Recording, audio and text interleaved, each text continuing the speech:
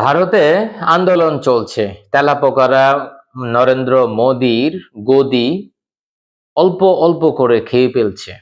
নরেন্দ্র মোদি কোথায়? নরেন্দ্র মোদি আজ কোথায়? Where is Narendra Modi? তেলাপোকা কারা? এই আন্দোলনের উৎপত্তি এবং নামকরণ কেন করা হয়েছে?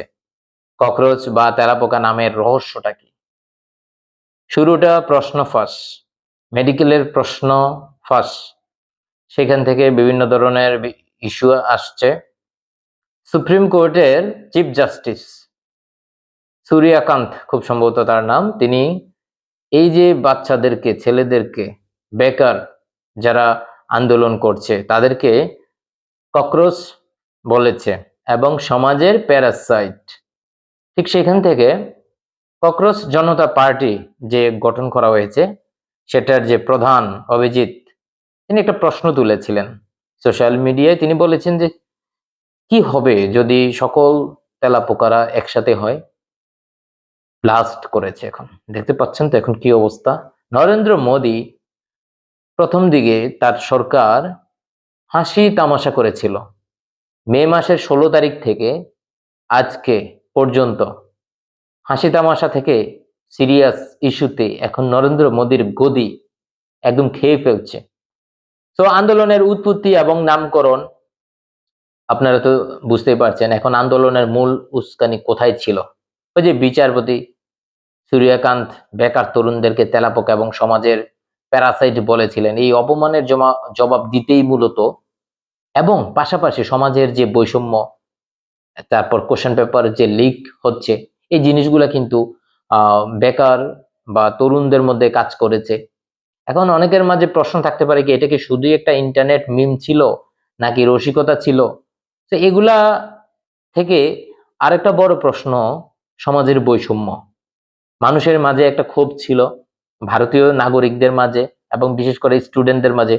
আপনারা সাম্প্রতিককালে দেখেছেন শ্রীলঙ্কা, নেপাল, বাংলাদেশে গণ অভ্যুত্থান হয়ে সরকার চেঞ্জ হয়ে গেছে, পতন হয়ে গেছে। ভারতে লাস্ট কবে আন্দোলন হয়েছে, কিসের আন্দোলন হয়েছে, কেউ কি জানেন? আমি জানি না, আমার খেয়াল নাই, কিছুই নাই। হয়তো একটু ঘাটাঘাটি করলে জানা যাবে। বাট এখন যে আন্দোলনটা চলছে, বর্ষা বিপ্লব, এই বর্ষা বিপ্লবের কারণে কি হতে পারে? মোদির মোদির সরকার কি পড়ে যেতে পারে? পড়ার সম্ভাবনা কতটুকু? দিল্লি পুলিশ কিন্তু সর্বোচ্চ চেষ্টা করছে, ছাত্রদেরকে লাঠিচার্জ করছে, আঘাত করছে। অনেক ডাক্তার সেবা দিতে পারছে না, কিন্তু সাধারণ পাবলিক সেবা দিচ্ছে, এমনও ঘটনা হচ্ছে। তো মূল দাবি এবং আদর্শ সংক্রান্ত বিভিন্ন ধরনের প্রশ্ন থাকতে পারে, যেমন শিক্ষার্থীদের প্রধান দাবিগুলো কি কি, নিট এবং সিবিএসই পরীক্ষার প্রশ্নপত্র ফাঁস, শিক্ষা ব্যবস্থার অনিয়মের বিরুদ্ধে তাদের সুনির্দিষ্ট যে কর্মসূচিগুলি, এবং তারা কার পদত্যাগ চাচ্ছে, প্রশ্ন ফাঁসের যে নৈতিক দায়, এবং এটা নিয়ে যে ভারতের শিক্ষামন্ত্রী ধর্মেন্দ্র প্রধানের যে পদত্যাগের দাবি, এই দাবিতে কিন্তু তারা অনড়। এবং নরেন্দ্র মোদীর পতন, পদত্যাগ, এটা কিন্তু এখনো চায় নাই, এটা আসতেও পারে, আসার সম্ভাবনাই বেশি।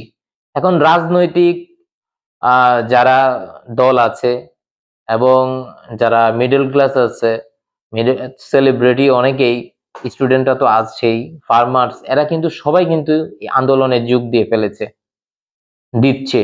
মমতা ব্যানার্জিও গিয়েছে। এখন প্রথম দিকে এই আন্দোলনটাকে এন্টি ন্যাশনাল বলা হয়েছে, তারপরে পলিটিক্যাল বলা হয়েছে, ডিপ স্টেটের কথা বলা হচ্ছে। দেখেন, ডিপ স্টেট তো আর উড়ে এসে জুড়ে বসবে না। আপনার এখানে সমস্যা আছে, তারা তো সুযোগ নেওয়ার চেষ্টা করবে। কিন্তু এখন ভারতের মোদী সরকার নেপাল, শ্রীলঙ্কা অথবা বাংলাদেশে, বিশেষ করে বাংলাদেশের কথা বলা যায়, হাসিনা সরকারকে যেভাবে সাপোর্ট দিয়ে গেছে, সেই হাসিনা সরকারের পতন ঘটে গেছে। তারা কিন্তু রাখতে পারে নাই হাসিনাকে, কিন্তু হাসিনাকে আবার সযত্নে তাদের দেশে রেখেছে। তো এখন নরেন্দ্র মোদী যদি পালিয়ে যেতে হয়, কোন দেশে যাবে, কোথায় যাবে? এটাও একটা প্রশ্ন। তাদের 5 দফা ইশতেহারে কি ছিল? এই যে ছাত্ররা বলছে, এবং রাজনৈতিক ভবিষ্যৎ আছে কিনা, তারা যেহেতু একটা পার্টি গঠন করে ফেলেছে, ককরোচ জনতা পার্টি, তাদেরকে ককরোচ বলা হয়েছে। তারপরে জনতার ককরোচ, এবং পার্টি গঠন করে ফেলেছে। ককরোচ জনতা পার্টি কি সামনে নির্বাচনে লড়বে? এটা এখন বলা যাচ্ছে না, সেটা সামনে ভবিষ্যতে বলে দিবে। এর পেছনে কোনো রাজনৈতিক দল, বিদেশি হাত আছে কিনা, এটা একটা বড় প্রশ্ন। একটু আগে বলছিলাম যে পলিটিক্যাল তকমা দেওয়া হয়েছে, ডিপ স্টেটের কথা বলা হয়েছে, কিন্তু তাদের যে কথা সেটা কিন্তু সরকার শুনেনি।